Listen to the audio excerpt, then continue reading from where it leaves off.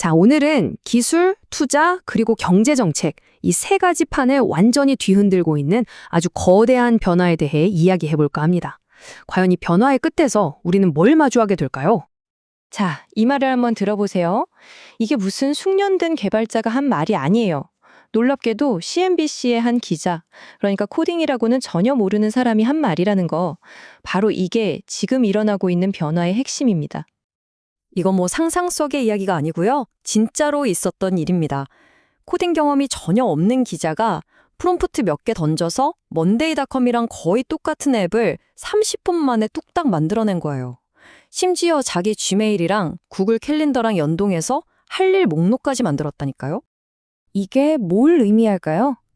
이제 누구나 마음만 먹으면 소프트웨어를 만들 수 있는 시대가 온다는 건데, 그럼 기존 소프트웨어 산업은 어떻게 되는 걸까요?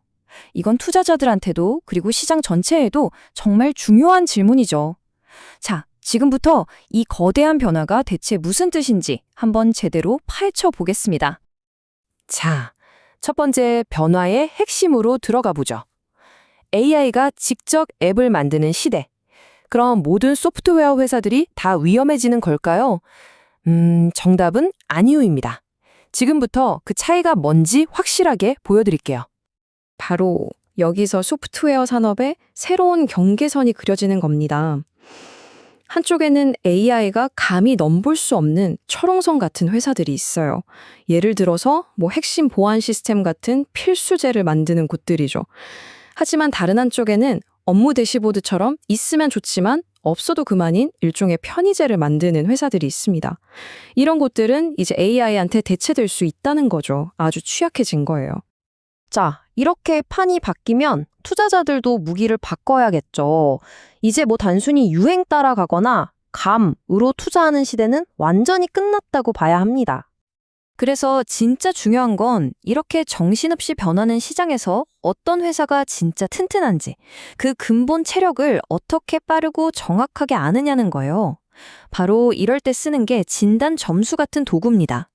이게 뭐냐면 회사의 수익성, 현금 흐름, 재무 안정성 같은 걸 싹 다 종합해서 마치 사람 건강검진표처럼 점수 하나로 딱 보여주는 거죠. 자, 말로만 들으면 좀 막연하죠? 이제 실제 사례를 한번 보면서 이 새로운 분석 방식이 얼마나 강력한지 직접 확인해 보시죠. 최근에 시장에서 아주 뜨거웠던 변동성이 컸던 한 기업 이야기입니다. 이 표 한번 보세요. 바로 레딧의 재무 상태인데 정말 놀라운 변화를 보여줍니다. 최근에 주가는 좀 오락가락 했잖아요. 근데 그 속을 들여다보면 이 회사의 근본적인 재무 체력은 1년 만에 완전히 달라졌어요. 진단 점수 한번 보세요. 39점에서 78점으로 거의 2배가 뛰었고요. 수익성은 뭐 말할 것도 없이 적자에서 흑자로, 현금 흐름도 엄청나게 좋아졌습니다. 그리고 그 엄청난 체력 개선의 엔진이 뭐냐? 바로 이겁니다. 올해 주당 순이익이 무려 65%나 성장할 거라는 예측이에요. 이게 바로 시장의 단기적인 소음, 그러니까 주가 등락에 휘둘리지 않게 해주는 펀더멘털의 힘이 나는 거죠. 결국 이게 새로운 투자 전략의 핵심인 겁니다. 단기적인 주가 변동이나 시장에서 막 떠드는 이야기에 흔들리는 게 아니라 그 회사가 장기적으로 얼마나 튼튼한지, 그 재무적인 현실에 집중하는 것, 이게 진짜 가치를 찾아내는 방법이라는 거죠. 자, 그런데 이 거대한 변화가 기술 분야에만 있는 게 아닙니다.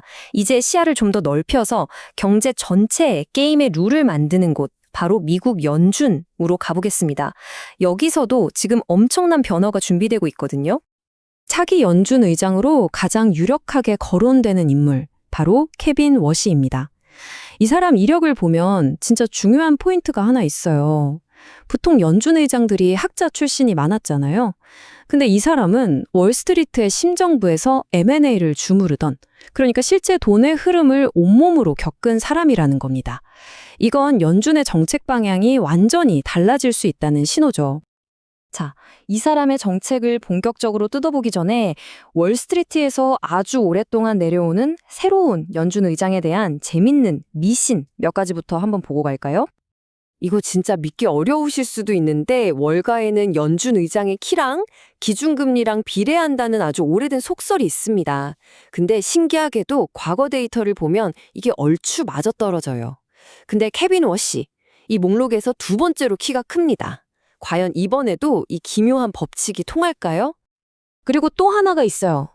바로 새 의장의 저주라는 건데요.